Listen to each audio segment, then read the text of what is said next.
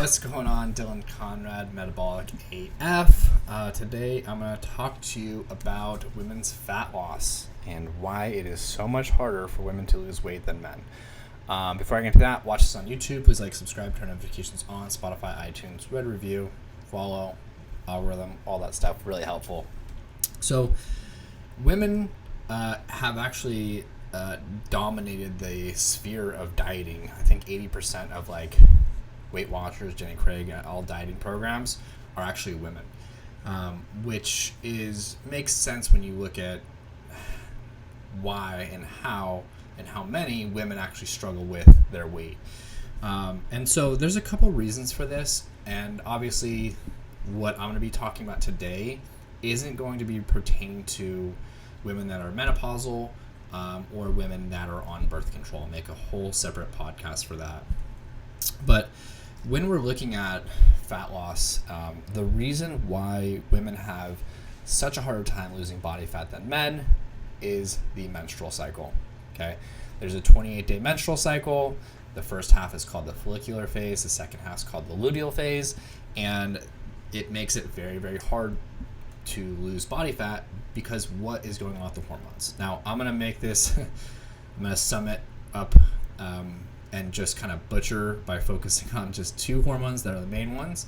There's a lot of other hormones that have effects on women's fat loss, but I'm just going to be talking about estrogen and progesterone. Okay, so estrogen and progesterone are two hormones, and those are the dominant ones comparatively to men, which is testosterone, right? And so if you look at estrogen and progesterone, so estrogen peaks twice. Okay, so someone with a quote-unquote normal cycle, so a woman with a normal cycle, it's about, I think, 24 to 32 days is, somewhere in between that. So normal cycle would be 28 days, even though the cycle is going to be different every single month and from person to person, so it just depends. But I'm talking about someone who, isn't out of that box of 24 to 32 days. So estrogen, as I was saying, spikes twice. So it spikes in the first 14 days towards the end. So when you get to that 14 phase, as ovulation occurs, and estrogen spikes to release that the egg, right? So the egg comes out of the follicle, and out of that is actually produced a corpus luteum. Now the corpus luteum is what actually pushes out progesterone. So that produces progesterone. And so progesterone spikes after that 14 days, and it goes higher and higher and higher until day 24, right before PMS, right before the premenstrual syndromes, if those do occur. Now, at that point, estrogen does spike again. Now, everyone used to think that estrogen was the reason that women can't lose fat.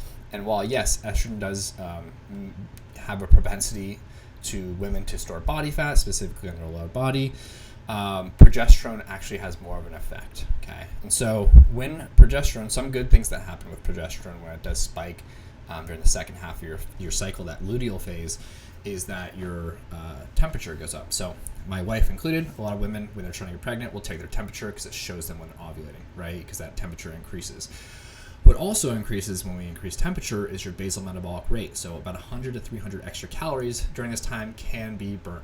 Okay, at the same time, estrogen is actually going to increase your hunger, right? And so a lot of times, because you have increased hunger hormones and you're burning more calories, it makes it really hard to adhere to a calorie deficit. So if you're someone who struggles in the second half of your cycle with adherence, it might be a good idea to bump your food up, maybe 100, 200 calories, kind of see what happens.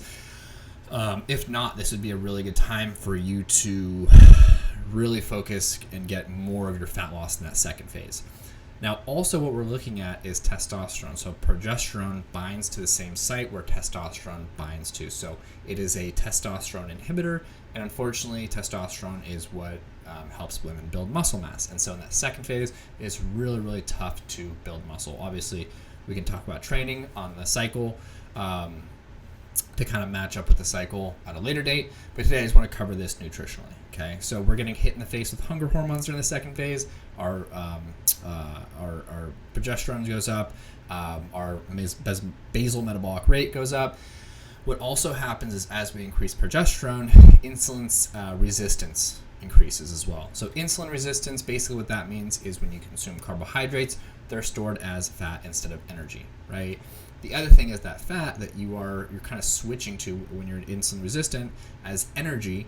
The fat is actually not coming from dietary fat. It's not coming from your body fat. It's coming from fat in your muscles, which is not a good thing. So we have this array of things going on. The second half of it making harder to stick to your diet model, a greater propensity to overeat, and that when you do overeat, that is going to be more of a propensity to store it as body fat. But if you can really adhere to that diet model in the second half of your cycle, it's going to be a lot more advantageous.